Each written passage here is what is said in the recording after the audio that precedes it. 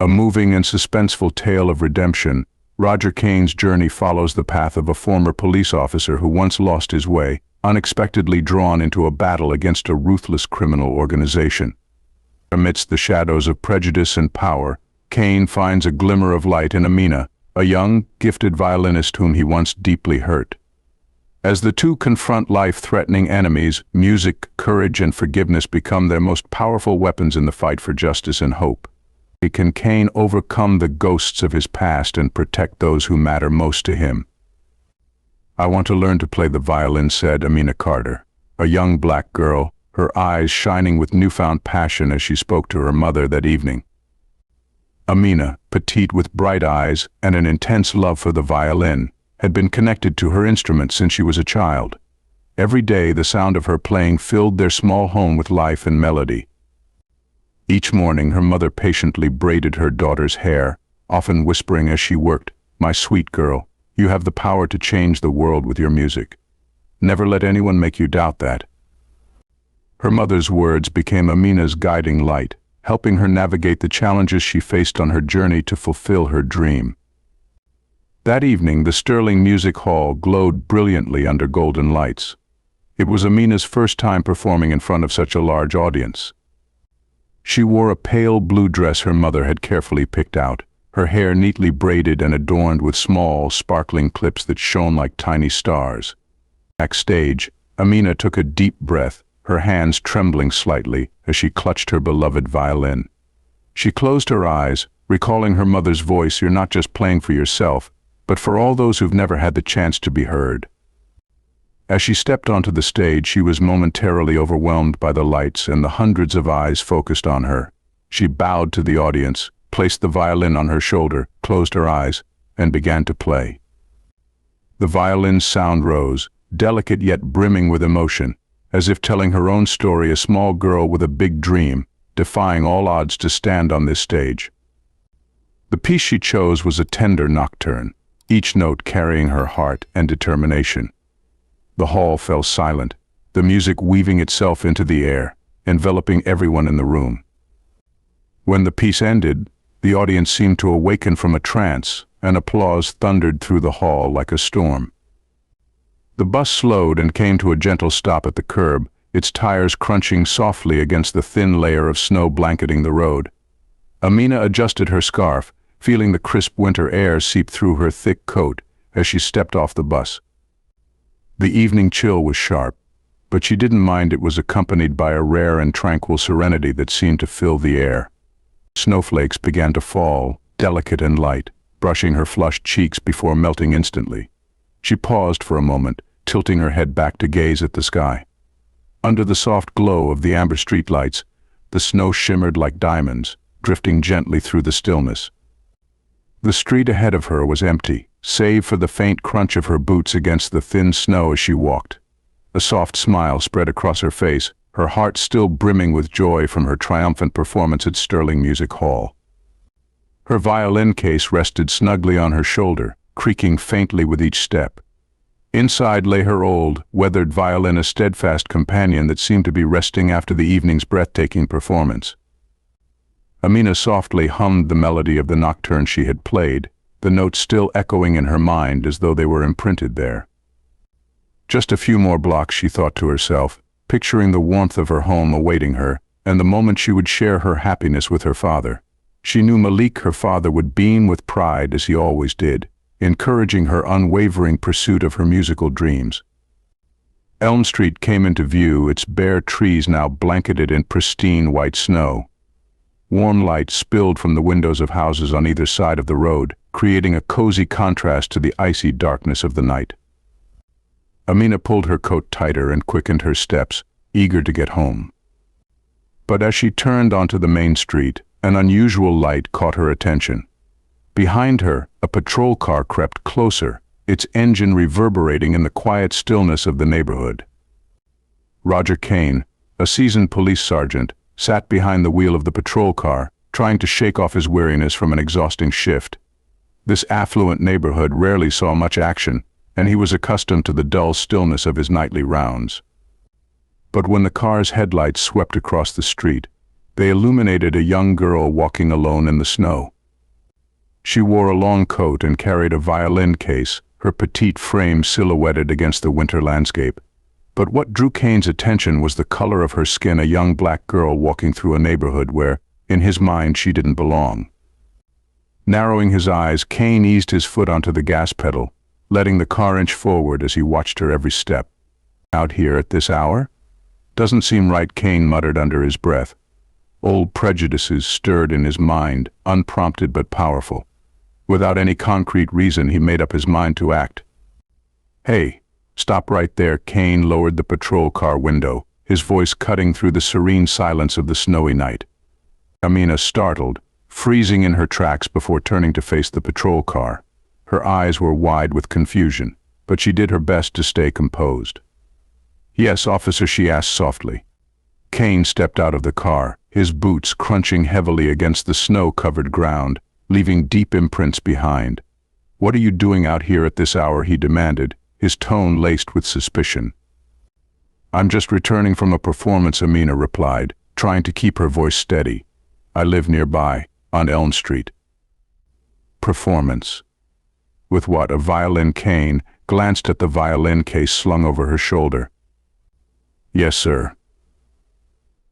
I performed at Sterling Music Hall tonight," she said, forcing a polite smile, hoping to diffuse the tension.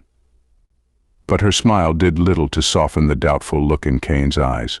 Crossing his arms, he pressed further. "Let me see your ID." "And what's in that case? Don't tell me it's just a violin." Amina frowned slightly but remained calm. "I have my ID, and the case only holds my violin. If you'd like, I can open it for you to check." "No excuses," Kane barked, stepping closer. "You think I'm that easy to fool? A young black girl walking alone in this neighborhood? Don't think I don't know what's going on here." "I haven't done anything wrong," Amina said, her voice trembling slightly but firm. "I'm just on my way home." Kane snatched her handbag without warning, rummaging through it hastily. Finding nothing suspicious, his initial doubt turned into frustration. "I don't trust this. You're disturbing public order," he declared coldly. "You're coming back to the station with me." "What?" "Why?" Amina asked, her voice a mixture of shock and fear. "What have I done?" "Quiet. Get in the car," Kane ordered sharply, giving her no room to explain further. Reluctantly, Amina climbed into the patrol car, her heart heavy with confusion and fear. The beauty of the snowy night around her now felt distant and cold, replaced by an overwhelming sense of dread. The patrol car rolled forward, its tires carving deep tracks into the pristine white snow as it carried Amina's small, fragile figure into the uncertain shadows of the night. The patrol car came to a stop in front of the Cedar Ridge police station. The flashing red and blue lights reflected off the snow-covered ground, casting an eerie and oppressive glow. Amina stepped out of the car as Kane commanded, her legs trembling from a mix of exhaustion and fear. Questions swirled in her mind. Why had she been arrested? Did her father, Malik, know where she was? What should she do? Kane led her through the heavy metal doors of the police station. The air inside was cold and stifling, illuminated by the harsh, pale glow of fluorescent lights overhead. Other officers glanced at Amina as she passed, some with curiosity, but none dared to question Kane. "Sit here," Kane ordered, nudging Amina into a cold metal chair. He walked over to the front desk and gestured to a young officer. "Call the barber. We need to follow procedure for a suspect with potential gang affiliations." "Cut her hair," Amina heard the words clearly, and a wave of helplessness and fury rose within her. She turned to Kane, her voice trembling but resolute. "Why? I have nothing to do with gangs. I'm just a violinist." "Silence," Kane barked, his expression devoid of empathy. "Don't waste my time." A short while later, the door to the interrogation room opened, and John Harris, a local barber, stepped in. Harris, an older man with a kind demeanor, hesitated when he saw Amina. His eyes briefly revealed confusion and unease. "Officer Kane, I think this girl," Harris began, but Kane cut him off sharply. "Just do it, Harris. It's procedure. She needs to be processed." Harris hesitated but didn't dare argue. He motioned for Amina to sit in a makeshift barber chair brought into the room. Amina's gaze locked onto him, her eyes filled with hurt but also a strange, unyielding determination. The snip of the scissors echoed in the room as Harris began to cut. One by one, Amina's carefully braided locks fell to the cold floor, each one severing a piece of her dignity. Yet Amina didn't cry, nor did she plead. She sat silently, her hands clenched tightly in her lap, her eyes fixed on Cain through the small mirror on the wall. Her gaze, defiant and dignified, unsettled Cain for the briefest of moments. Harris worked with trembling hands, visibly uncomfortable with what he was doing. Each fallen braid seemed to carry the weight of Amina's pride, stripped away piece by piece. When he was finished, Harris stood still for a moment, guilt etched on his face. I'm sorry," he murmured. Amina didn't respond. She silently knelt to gather the fallen strands of her hair, cradling them in her hands as if they were stolen treasures. The room was engulfed in an oppressive silence. Cain's heavy footsteps echoed as he turned and exited, but deep within, a gnawing sense of unease began to creep in. A loud noise erupted from the hallway, shattering the tense quiet. The entire station buzzed with sudden activity as Captain Mark Vance stormed in. His face was dark with anger, his sharp gaze cutting through the room like a blade. When his eyes landed on Amina sitting in the interrogation room, her head shaved clean, his expression ignited with fury. "What the hell is going on here?" Vance roared, his voice reverberating through the station. Cain emerged from a shadowed corner, doing his best to appear composed despite the anxiety roiling within. "She's a suspect connected to gang activity," he said, trying to maintain a professional tone. "We were just following protocol." "Protocol?" Vance snapped, pointing a finger at Amina. "This is your protocol? This girl is no suspect. She's the daughter of federal agent Malik Carter." Cain froze, his face draining of color. I didn't know." "That's right, you didn't know," Vance thundered. "And your reckless actions didn't just harm an innocent girl, they jeopardized an entire operation that Malik Carter has been working on for 3 years. Cain felt as though the ground beneath him had crumbled. He turned to look at Amina, who remained seated, clutching the strands of her hair tightly. Her gaze held no anger, only a profound hurt that pierced deeper than any scolding ever could. "To my office, now," Cain Vance ordered, his voice icy and unforgiving.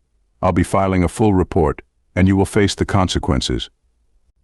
As Cain walked away, he glanced back to see Amina rising from her chair. Her posture was unyielding, her back straight despite the loss of her cherished braids.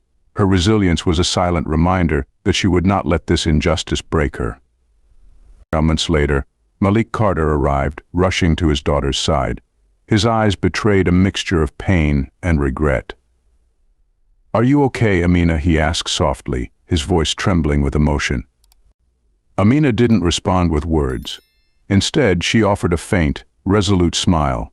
She knew this pain wouldn't vanish overnight, but she also knew she would overcome it through her music and the courage her late mother had instilled in her. That evening, as Amina sat in her room, she placed her violin gently on her shoulder and let her fingers glide across the strings. The melody began soft and somber, mourning the injustice she had endured. But as the music swelled, it transformed into something powerful, a defiant declaration of her strength and determination. Outside, the snow continued to fall, blanketing the city in a quiet calm. Yet within Amina burned a fire of resilience that refused to be extinguished.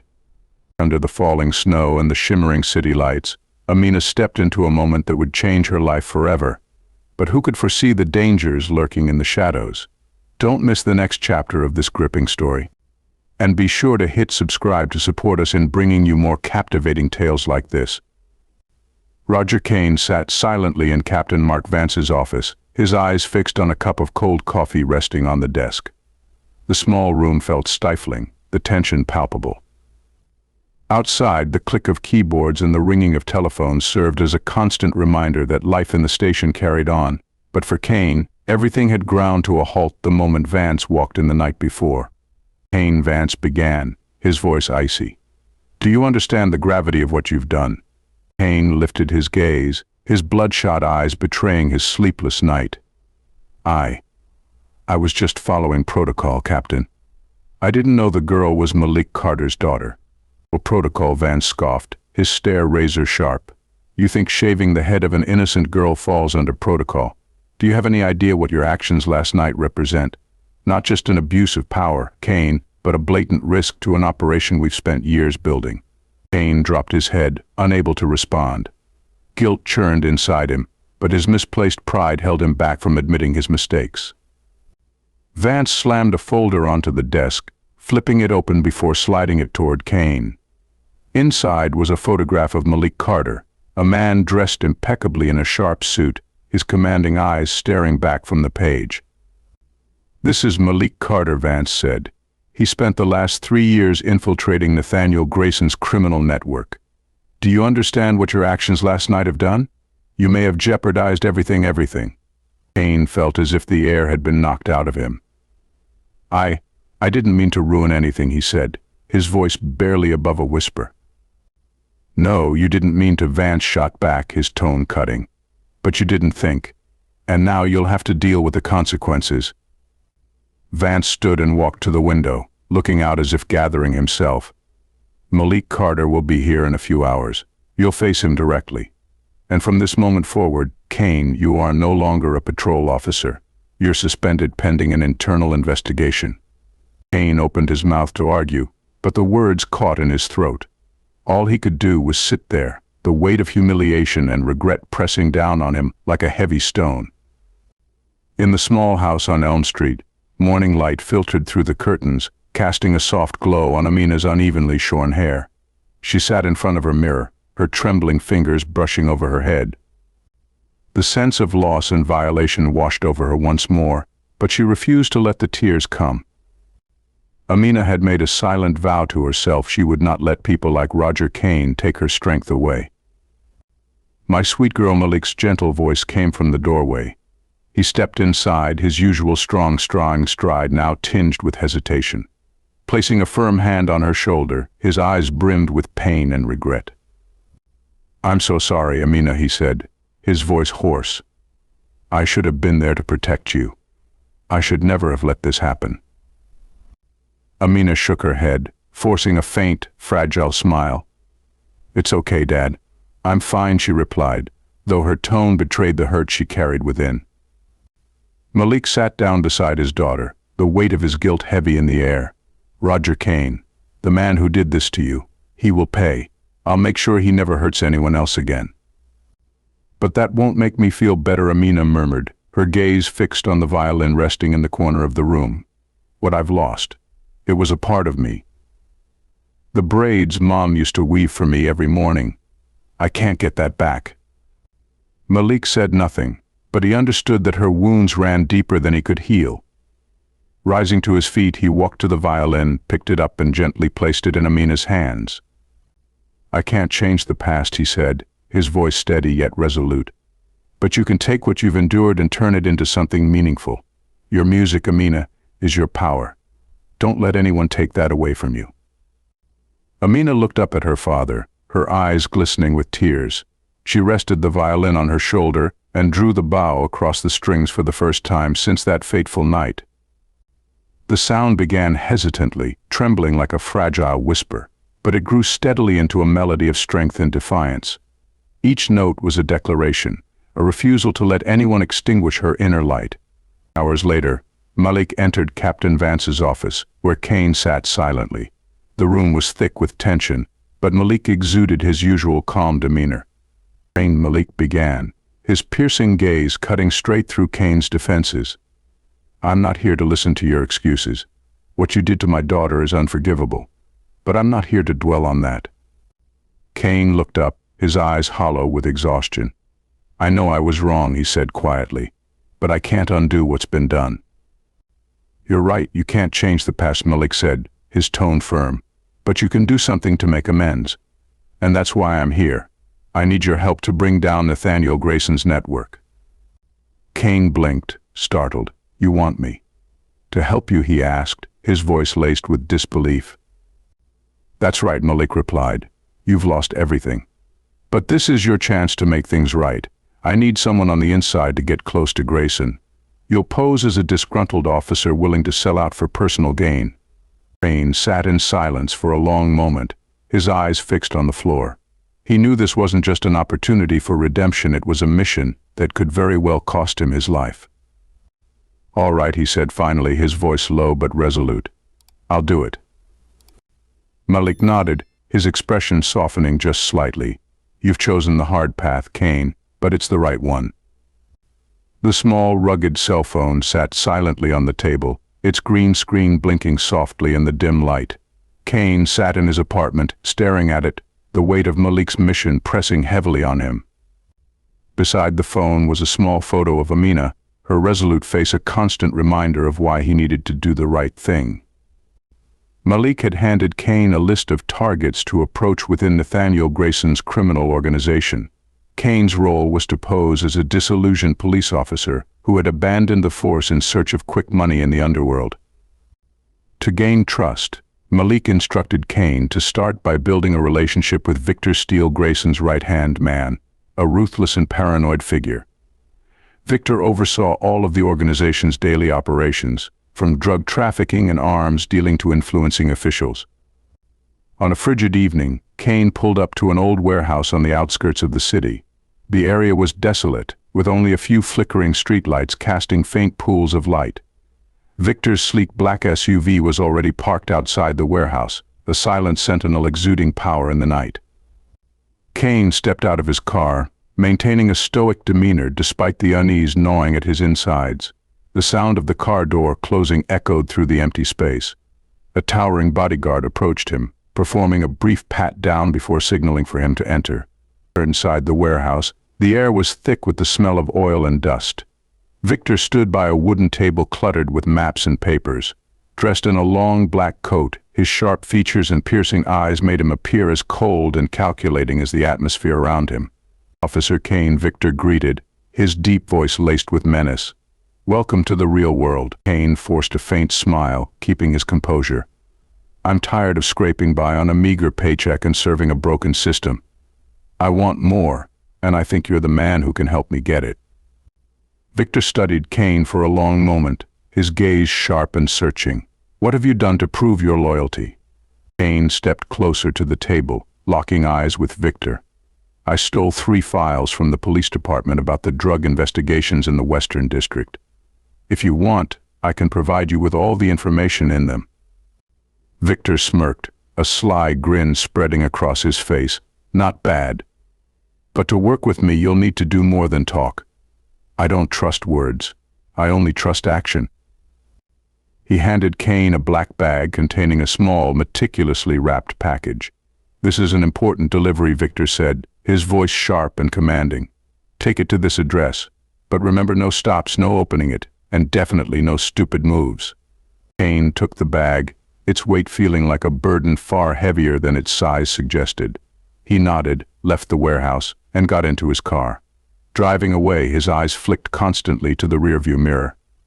Sure enough, 2 cars were following him. He took a deep breath, focusing on maintaining his composure.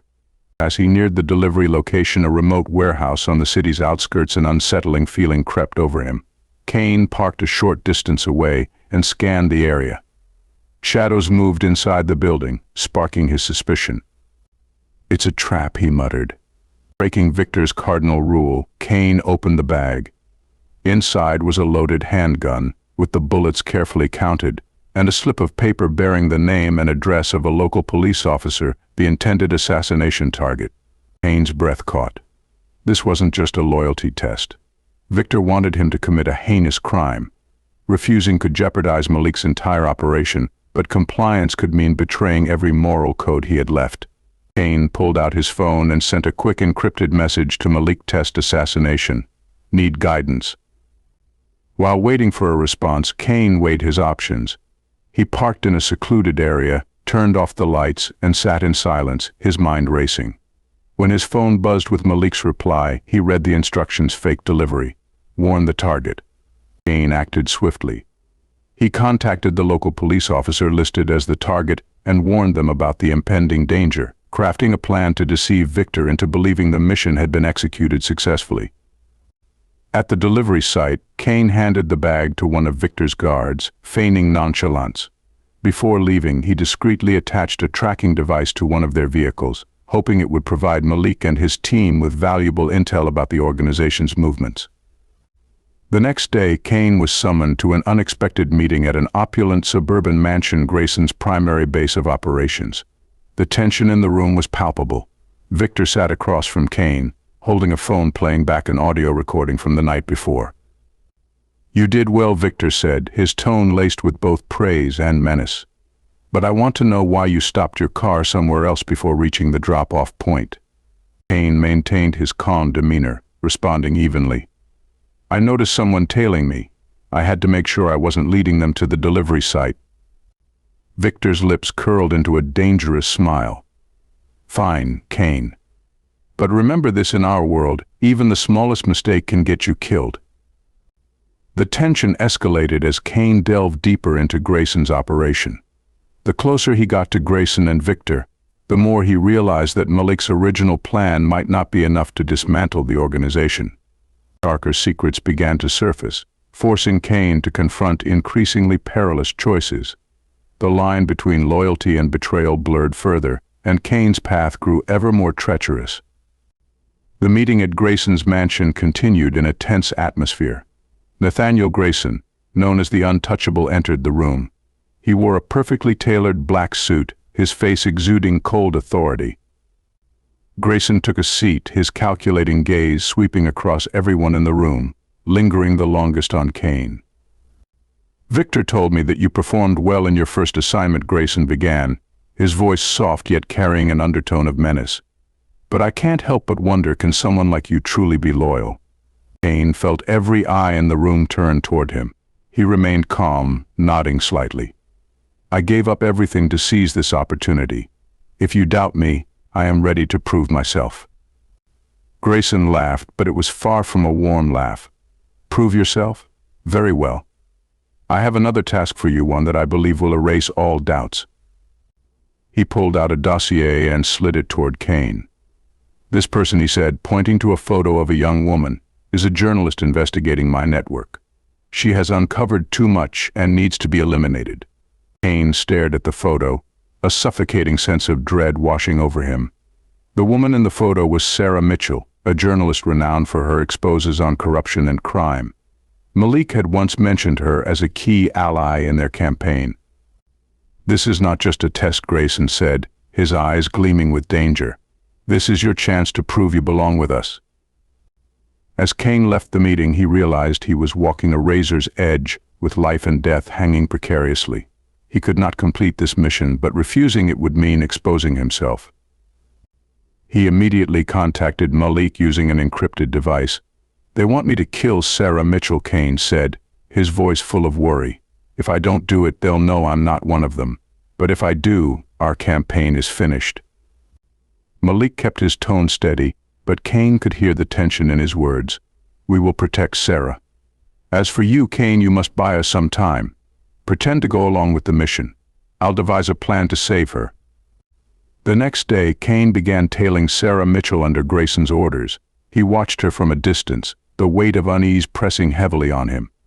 Unaware of the threat against her, Sarah went about her work with calm determination. She often visited small coffee shops to meet sources and jot down notes in her journal.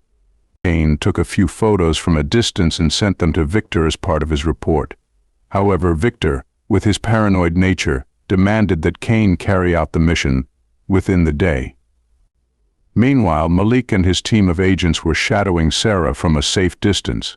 Their task was not only to protect her, but also to ensure that their surveillance of Kane remained undisclosed. That evening, Kane approached Sarah in a quiet cafe. As he entered, Sarah looked up, her eyes briefly showing surprise at the sight of him. "Who are you?" she asked, her tone wary. "Mitchell." "I'm here to warn you," Kane said quickly, keeping his voice low to avoid drawing attention. "They're targeting you. You need to leave immediately." Before Sarah could respond, Victor appeared at the cafe's entrance, flanked by 2 bodyguards. "Kane," he called out, his voice cold and sharp. "What are you doing here?" Kane quickly stood up, positioning himself in front of Sarah. "I'm completing the mission," he said, trying to maintain his composure. "She doesn't suspect a thing. I'll handle it." Victor approached, his eyes full of suspicion. "Handle it now," he ordered, placing a pistol into Kane's hand. Kane felt cold sweat running down his spine. He had no other choice. In a split second, he raised the gun, but instead of aiming at Sarah, he fired a shot into the ceiling, creating a chance for her to escape. "Damn it," Victor roared, drawing his own weapon. But before he could act, Malik's forces stormed the cafe, guns blazing as they surrounded the area. Kane seized the moment, grabbing Sarah and pulling her out through the back door while gunfire erupted behind them. Kane and Sarah ran through narrow alleyways, heavy snowfall obscuring their tracks. Behind them, the pounding footsteps of Victor and his men grew closer with every second. "This way," Kane shouted, dragging Sarah into a tight alley. He pulled out his phone, quickly pressing a key to send a location signal to Malik. "You work for them, don't you?" Sarah asked, her eyes filled with doubt. "Why are you helping me?" "I don't work for them," Kane replied, his breath labored. "I'm trying to destroy them from the inside. But now's not the time to explain." Gunfire echoed sharply, a bullet narrowly missing the wall beside them. Kane yanked Sarah down behind a large trash bin, motioning for silence as he strained to hear the approaching footsteps. Suddenly, a black SUV roared into the alley, its headlights slicing through the darkness. The door swung open, and Malik leaned out, gesturing urgently. "Get in, now." Without hesitation, Kane and Sarah bolted for the vehicle as Victor and his men unleashed a barrage of gunfire. The SUV sped away, the engine growling as it tore through the silent night, leaving chaos behind. Safely within Malik's hidden base, Kane sat silently in a corner, his body aching from exhaustion while his mind raced. Across the room, Sarah maintained an impressive composure despite the harrowing escape. Her sharp gaze darted between Malik and Kane, her suspicion evident. "So, who are you people?" she finally asked, her voice edged with mistrust. "We're the ones trying to dismantle Grayson's network," Malik said, his tone grave. "You became a target because you got too close to the truth." Kane looked up, his face etched with tension. "Victor won't stop. If I don't go back, they'll know I've betrayed them. And if that happens, we lose any chance of bringing down the organization." Malik was silent for a moment, then gave a curt nod. "You have to go back, Kane. But from now on, every move you make has to be calculated. They'll scrutinize your every action." Kane turned to Sarah. "And you," he said firmly, "you need to disappear for a while. If you don't, they'll keep hunting you." Sarah held his gaze, her expression softening slightly. "I'll do as you say. But I expect to know the whole truth when this is over." The criminal network is tightening its grip, and Kane faces life and death decisions at every turn. Can he summon the strength to survive and protect those who matter most? Don't forget to hit the subscribe button to follow this gripping journey and stay tuned for what's next in this high-stakes battle. After the confrontation in the cafe, Victor wasn't willing to let things go easily. He began to dig deeper into every action Kane had taken. Victor's trusted bodyguards were instructed to shadow Kane relentlessly, while the organization's secret meetings became tighter and more guarded than ever. Victor summoned Kane to another warehouse. This one was used for an emergency meeting. When Kane entered, the atmosphere was cold and tense, illuminated by the faint glow of fluorescent lights that made everything feel even more oppressive. Victor sat in the center, and beside him was Grayson, his face void of any emotion. "Kane," Victor began, his voice sharp as a knife, "tell me exactly what happened at the cafe that night. I want to know why she escaped." Kane knew very well that this was a trap. Victor was looking for any cracks in his story. Kane slowly sat down, keeping his expression calm. "It's simple," he said. "I tried to keep everything under control, but when she realized who I was, it all went chaotic. I fired a warning shot, but she ran faster than I anticipated." Victor remained silent for a long moment, his piercing gaze scrutinizing every move Kane made. "A warning shot," he sneered before pulling out an unused magazine of bullets from his pocket. "Then why is your gun still fully loaded?" The room fell into a deadly silence. Kane felt a cold bead of sweat run down his forehead, but instead of faltering, he chuckled softly. "Victor, You don't think I'm stupid enough to leave a trail, do you? I always carry a spare magazine. I swapped it out as soon as I left the cafe. Grayson, who had remained silent until now, let out a hearty laugh. Interesting. Kane, you always make things complicated, but it seems you work smartly. I like that. Victor's eyes still burned with suspicion, but he said nothing further. Kane knew, however, that Victor wouldn't stop here. To test Kane's loyalty once again, Grayson handed him a special mission transporting a very important package from the southern port to a secret location. Grayson emphasized that this package was not only valuable but also crucial for his dealings with an international organization. Failure was not an option. When Kane received the package, he immediately felt uneasy. The small but heavy box was securely sealed. Grayson warned him, "Don't let anyone open this. If you're stopped, protect it at all costs." On his way to deliver the package, Kane realized he was being followed. 2 unmarked cars trailed close behind, while a group of motorcyclists suddenly emerged, blocking the road ahead. Kane gripped the wheel tightly and sped through a narrow alley to shake them off. Gunfire erupted, shattering the rear window of his car. With the expertise of a seasoned officer, Kane navigated through narrow streets, eventually shaking off his pursuers. He stopped at an abandoned warehouse to inspect the package. What he found inside was astonishing, not money or weapons, but a data storage device. Kane immediately contacted Malik. "Grayson's transporting data. I need to know what's on it." Malik received the device and quickly sent it to his analysis team. The results left everyone stunned. The device contained a list of bribes involving politicians, high-ranking police officials, and judges. This was the backbone of Grayson's protection network, and if this list reached the government, his empire would crumble. Kane received a message from Malik: "We must secure this device at all costs. But be careful, they know you've been compromised."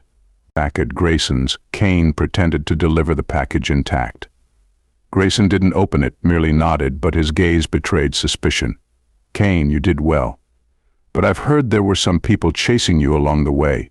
Do you have any idea where they came from?" "Definitely not the police," Kane said, keeping his tone steady. "Probably just some thieves looking to steal the shipment."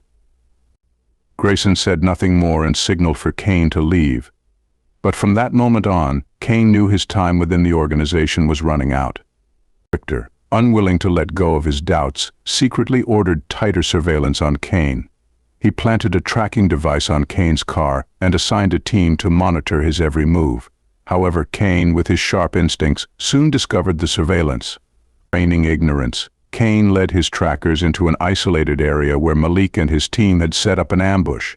A brief gunfight ensued, and Kane managed to extract additional information from the captured operatives before they were neutralized.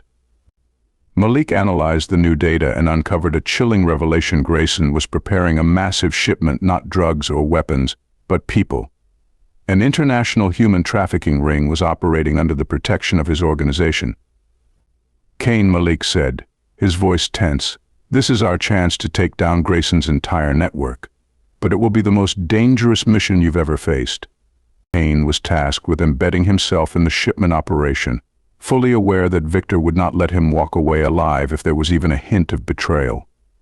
Kane devised a detailed plan with Malik: misdirect Victor, gather concrete evidence, and lead the FBI to the site at the last minute. But as the operation unfolded, Victor made the first move. He led Kane into an empty warehouse, where Grayson was waiting. "Kane, you think I didn't know?" Victor said with a cold smile. "You're the rat, and now the game is over." Kane found himself surrounded, but before Victor could act, gunfire erupted from outside. Malik's team had arrived, but the battle was far from easy. Grayson, Victor, and their men fought back fiercely, turning the warehouse into a bloody battleground. Kane fought with all his skill and determination.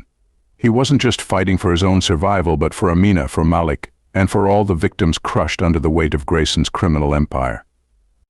Gunfire roared inside the warehouse, mingling with shouts and hurried footsteps. Kane crouched behind a large metal crate, his handgun trembling slightly in his grasp. This wasn't just a fight for survival, it was a confrontation with his own gnawing fears. Victor stood in the center, commanding his men with a steely expression. "Surround him," he bellowed, his voice ringing with authority. "Don't let anyone escape." Cain squinted through a small gap in the crate, watching the chaos unfold. Malik and his team were engaged in a fierce battle in the distance, trying to gain the upper hand. Cain knew that unless he acted soon, Victor would uncover their true plan, and everything would fall apart. Taking a deep breath, Cain darted out from his hiding spot, firing a shot at a gunman closing in on Malik. The bullet hit its mark, and the enemy fell, but Cain's gunfire drew Victor's attention. Victor spun around, his cold eyes flashing as he spotted Cain. "Cain," Victor shouted, advancing toward him. "I knew it. You're the traitor." Cain didn't respond. He ducked into another corner, strategizing how to lure Victor away from his command center. Taking Victor out would destabilize the entire organization's coordination. Meanwhile, Grayson, the mastermind behind the operation, appeared on an elevated office overlooking the warehouse floor. He observed the battle below with calm detachment and cold calculation. Grayson wasn't like Victor. He didn't need to shout or bark orders. His mere presence commanded obedience, and everyone knew he was the true power behind the operation. Holding a small radio, Grayson gave a curt order: block the west exit. Eliminate Malik's team. I want no survivors. But just as Grayson turned to leave, a massive explosion rocked the warehouse. Malik had detonated a truck loaded with the organization's goods, creating chaos and distraction. Thick black smoke filled the air, providing Cain with the opening he needed to push further inside. Taking advantage of the disarray, Cain maneuvered through narrow pathways, climbing a staircase that led to Grayson's office. He knew that to end this, he would have to face the kingpin directly. Inside the office, Grayson stood by his desk, calmly organizing files as Cain burst in. The two men locked eyes, tension thickening the air between them. "Cain," Grayson said, his voice calm but laden with menace. "I've suspected you for some time. Victor might be brutish, but I'm not so easily deceived."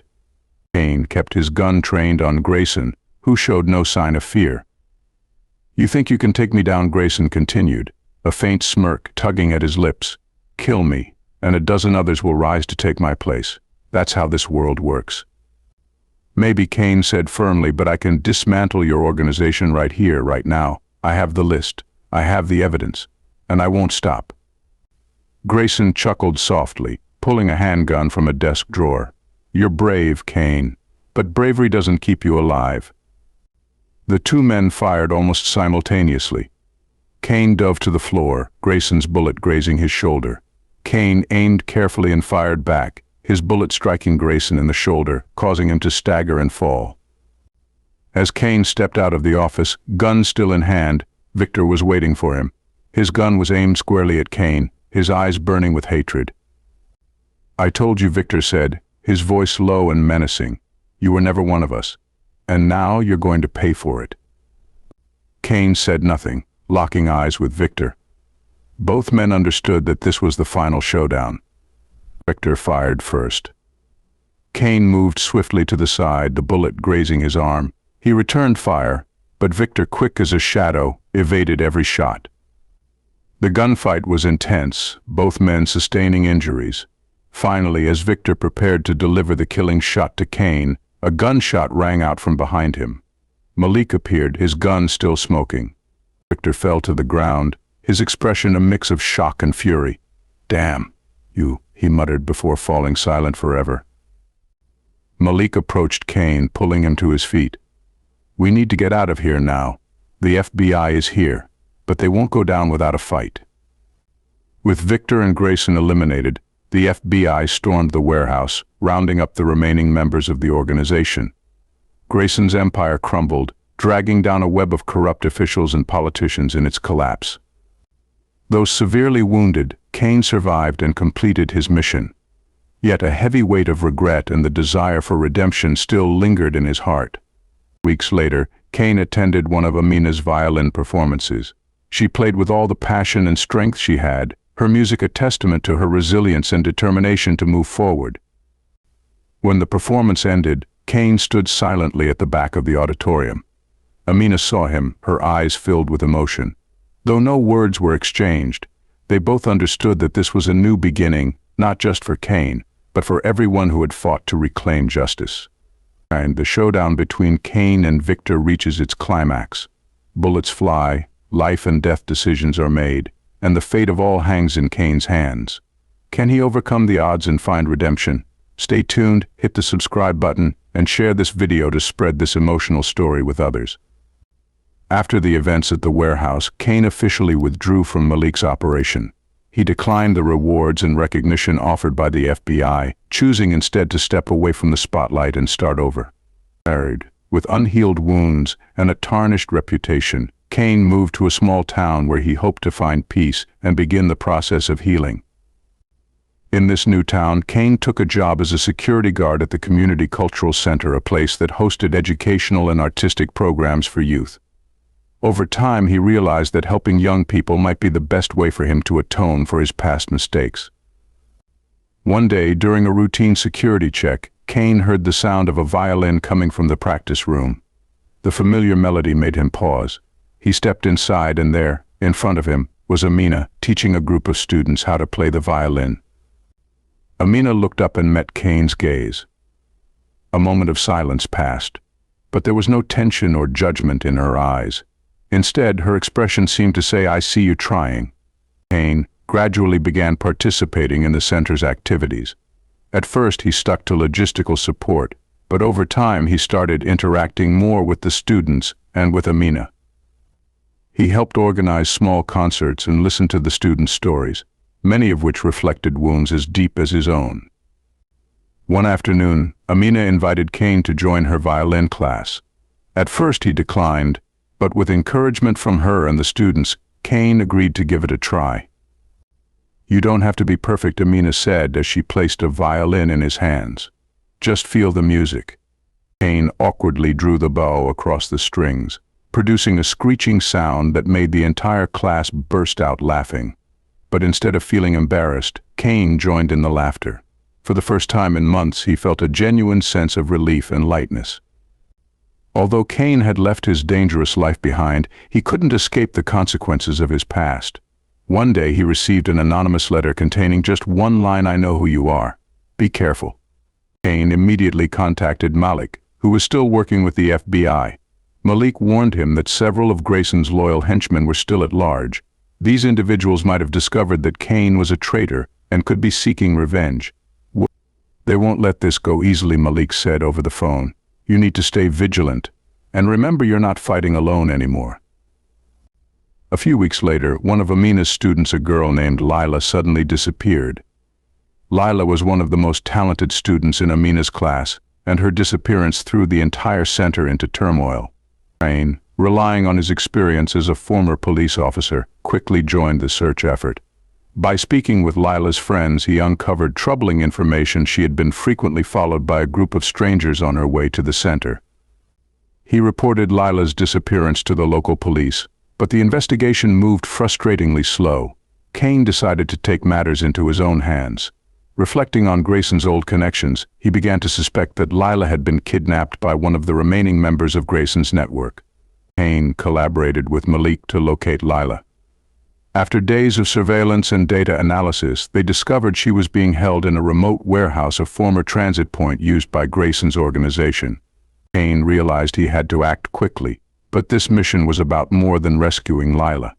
It was also a chance to confront his past and seek redemption once again. Under the cover of darkness, Cain, Malik, and a team of undercover agents approached the warehouse. They moved carefully to avoid detection by the guards. As they neared the area where Lila was held, Cain heard the faint sound of her sobbing. "She's here," Cain whispered, pointing to a room at the back. He and Malik coordinated to free Lila, while the other agents neutralized and apprehended the guards. When Lila was finally brought outside to safety, Cain hugged her tightly, feeling a weight lift from his heart. "You're safe now," he said, his voice hoarse with relief. After the incident, Amina approached Cain. She had learned about the rescue mission from Malik and knew that Cain had risked his life to save Lila. "Why did you do it?" Amina asked, her voice filled with emotion. "You didn't have to put yourself in danger like that." Cain looked at her, his eyes full of sincerity.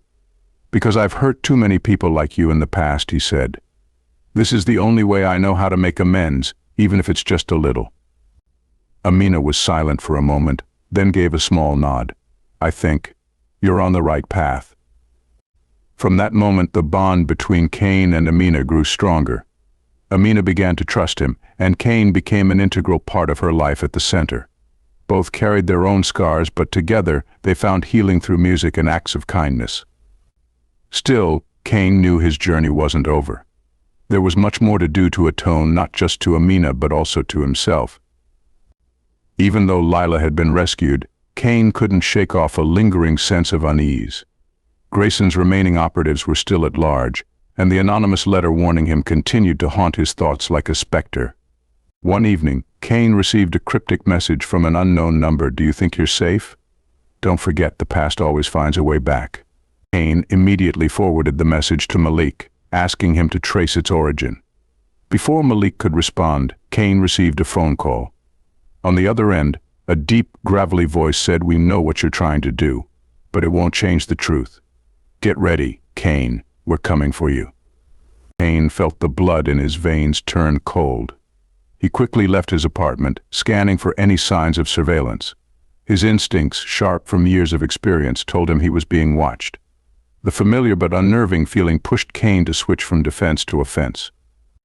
While Malik worked on pinpointing the pursuer's location, Cain devised a plan to lure them into a trap. He drove to an abandoned warehouse on the outskirts of the city, parked his car, turned off the lights, and concealed himself in the shadows. Shortly after, another vehicle approached. 3 men exited the car, armed and clearly not looking to negotiate. From his hiding spot, Cain made the first move. A burst of gunfire shattered the silence of the night. Cain managed to take down 2 attackers, but the third man, unusually agile, escaped. As the man fled, he shouted back, "We won't stop. Amina is next." Cain felt his chest tighten. These men weren't just after him, they were targeting Amina, the young woman he had been trying to protect all along. Without delay, Cain rushed to the community center to warn Amina. When he recounted what had happened, her face showed a flicker of worry, but she quickly composed herself. "Do you think I'll run away?" Amina asked, her voice steady and determined. "No, I'm not letting fear control me anymore." Cain admired Amina's strength, but he knew the stakes had just risen dramatically. Together with Malik, they devised a plan to safeguard her, including round-the-clock surveillance and heightened security measures at the community center. Malik proposed a risky strategy. "We need to draw them out. Let Amina continue her normal activities, but we'll set up a larger trap." Amina agreed without hesitation, but Cain couldn't help but feel a gnawing sense of dread. He understood that this wasn't just a game, it was a battle where any mistake could cost lives. A few days later, Amina performed at a major event in the city center. That evening, the concert hall glowed with bright lights, and applause echoed through the space.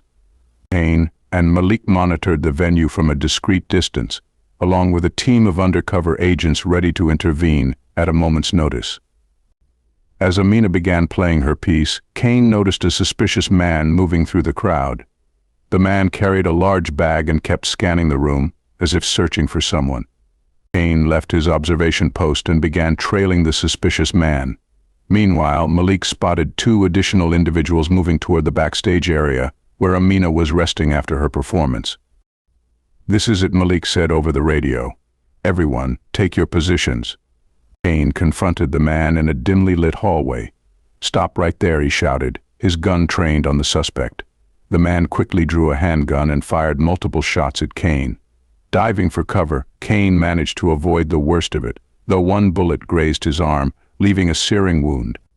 At the same time, Malik and his team engaged the other 2 suspects near the backstage area. The sound of gunfire erupted, causing panic in the concert hall.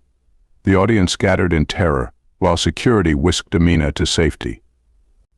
Despite the danger, she refused to leave entirely, insisting on staying until she knew everyone was out of harm's way. Even with his arm injured, Cain didn't relent. He charged forward and incapacitated the attacker with a powerful punch, knocking him unconscious. But before the man collapsed, he managed to mutter a chilling warning, "There are more waiting for you." After the skirmish, Kane and Malik regrouped at their secure base. A cell phone recovered from the assailant was quickly analyzed, and the information it contained unveiled a far larger threat. The remnants of Grayson's organization were regrouping, planning one final attack, this time targeting not only Kane but also Malik, Amina, and everyone involved in dismantling their network. "There's one major facility we haven't hit yet," Malik said, pointing to a spot on the map. "That could be their stronghold. If we want to finish this, it has to happen there." Kane nodded, his expression resolute. "I've come this far into the fight, and I'll see it through to the end, no matter the cost." After analyzing the data from the attacker's phone, Malik and Kane pinpointed the location of Grayson's final stronghold. It was an abandoned industrial complex deep in the forest, repurposed into a command center. This was not only their hideout but also the operational hub for trafficking and weapons distribution. Malik laid out a detailed plan. "We'll split into two teams. One will create a diversion to draw their attention, while the other infiltrates the control center to secure all the data. We need solid evidence to ensure they can't rebuild." Kane nodded, though his mind was heavy with the weight of what lay ahead. He knew this would be the most dangerous mission yet, and not everyone would make it back alive. Before they departed, Kane visited Amina. She was sitting in the practice room with her violin, her eyes fixed on it, as if channeling her every thought and emotion into the instrument. When Kane entered, she offered a faint smile, though it was tinged with worry. "You don't have to do this," Amina said, setting the violin down. "You've done enough already." Kane sat beside her, his gaze distant. "I've made too many mistakes in my life, Amina. This isn't just about redemption. It's about protecting people like you and finding peace within myself." Amina was silent for a moment before gently placing her hand on Kane's shoulder. "Promise me you'll come back." Kane gave a small nod. "I promise." The night was pitch black as Malik's team approached the complex. The air was eerily still, broken only by the occasional chirping of insects. From a distance, faint lights glimmered from the main building, which was believed to house the command center. Kane led a small group as they slipped past the perimeter's security fence. Every step was deliberate, his hand gripping his gun tightly. Meanwhile, Malik and the other team orchestrated a small explosion on the eastern wing, creating a diversion to draw the guards' attention. Once inside, Kane's team quickly realized the site was far more fortified than they had anticipated. Security cameras scanned every corner, laser traps crisscrossed critical pathways, and armed guards were strategically stationed throughout the facility. Every move was a calculated risk. Kane motioned for his team to halt as they approached a heavily monitored hallway. "Stay sharp," he whispered, his voice low but firm. "This isn't going to be easy." The tension in the air was palpable. Each step toward the heart of the operation brought them closer to danger and closer to ending Grayson's network once and for all. After analyzing the data from the attacker's phone, Malik and Kane pinpointed the location of Grayson's final stronghold. It was an abandoned industrial complex deep within the forest, repurposed as a command center.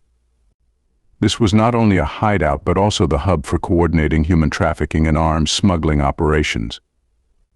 Malik laid out a detailed plan. "We'll split into two teams.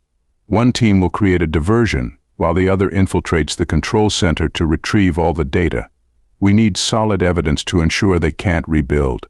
Kane nodded, but his mind was heavy. He knew this would be the most dangerous battle yet, and not everyone would make it back safely. Before they set out, Kane visited Amina. She was sitting in the practice room with her violin, her eyes focused intently on the instrument, as if pouring all her thoughts into it. When she saw Kane enter, she gave him a faint smile, though it was tinged with worry. "You don't have to do this," Amina said, setting the violin down. "You've already done enough." Kane sat beside her, his gaze distant and contemplative. "I've made too many mistakes in the past. This isn't just about redemption, Amina. It's about protecting people like you and finding peace within myself." Amina was silent for a moment, then gently placed her hand on Kane's shoulder. "Promise me you'll come back, okay?" Kane gave a slight nod. "I promise." The night was pitch black as Malik's team approached the complex.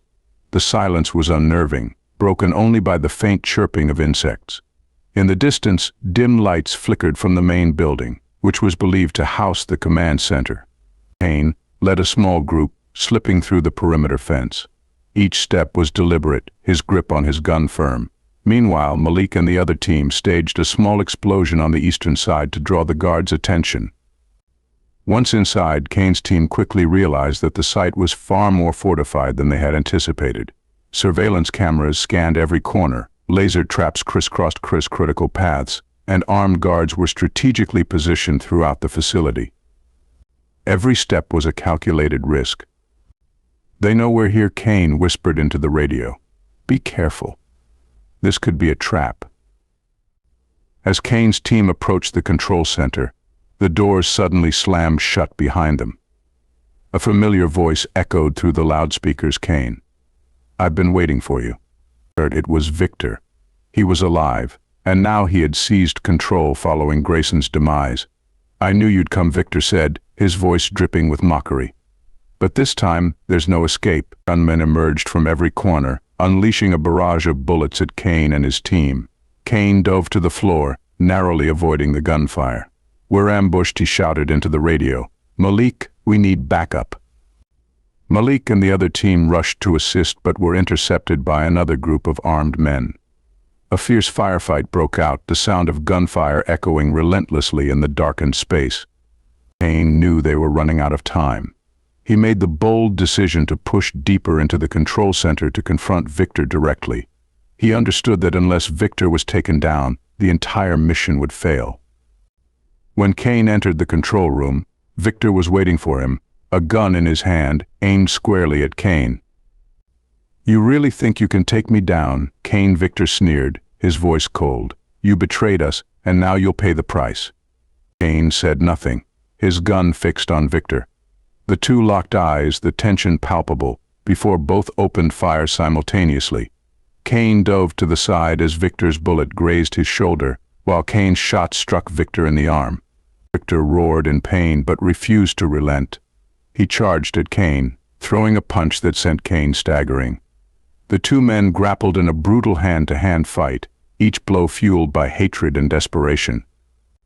Every punch, every kick landed with raw intensity, the clash of their struggle reverberating through the room. Finally, Cain found an opening.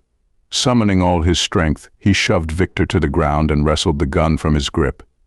Pinning Victor to the floor, Cain aimed the weapon at him.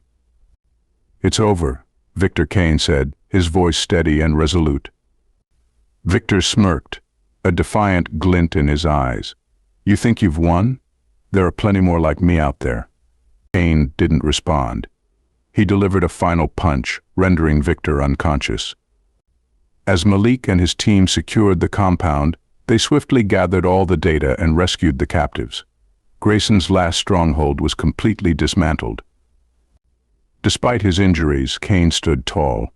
He looked around at his teammates, feeling a rare sense of relief. But deep down, he knew this battle wasn't truly over. There were still many like Grayson and Victor out there, and his fight would continue. A few weeks later, Cain returned to the community center. Amina was preparing for a major concert, and when she saw him walk in, her eyes lit up. "You're back," she said, a gentle smile gracing her lips. Cain nodded. "I promised, didn't I?" The concert began, and Amina performed her piece with all the emotion and strength she could muster. Her music resonated through the hall like a beacon of hope, reminding everyone that no matter how dark the world may seem, there is always light for those brave enough to stand and fight. Cain sat in the back row, watching Amina shine on stage.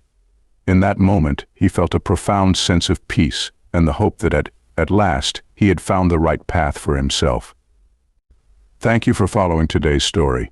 If you enjoyed this content, don't forget to hit subscribe, like this video, and turn on notifications so you won't miss any future updates.